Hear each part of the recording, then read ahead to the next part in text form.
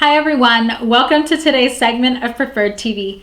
I'm Heidi with Preferred Compliance Solutions, and today we will be presenting Preferred's compliance best practice of placing a birth certificate in the file. Birth certificates, we all have one, and so does every child who will be shown on an application to reside in one of our apartment homes. Now, let's make something clear. Birth certificates are not required per regulation. Yes, you heard it right. Birth certificates are not required by IRS's or any state's regulations. So why do we ask for them?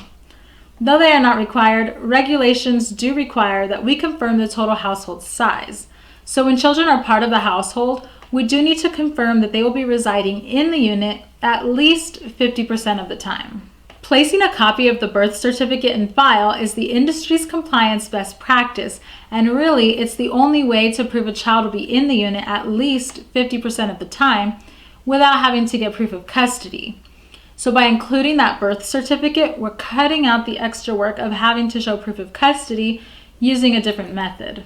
Birth certificates prove that at least one parent is in the unit, and therefore it can be assumed that the child will be in the unit at least 50% of the time. Unless, of course, otherwise noted in a divorce decree, child support court order, or any other document that might be placed in file. Let's say you review a birth certificate and notice that both parents are not part of the household.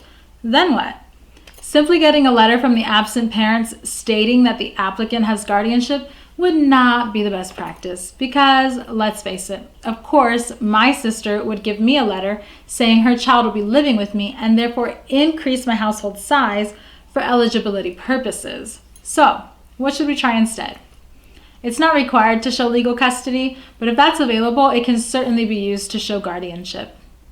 However, there are other alternatives of showing guardianship that are much more easily available to the applicant. We won't get into a list of those today, but they can be found in the Preferred Compliance Manual, which can be found at our website, www.preferredcompliance.com. Don't forget to follow us on Facebook and Twitter and register to receive a copy of our free newsletter, The Compass, in order to stay up to date on the industry's latest news. All of these links will be in the description box below to make it easier for all of you to find.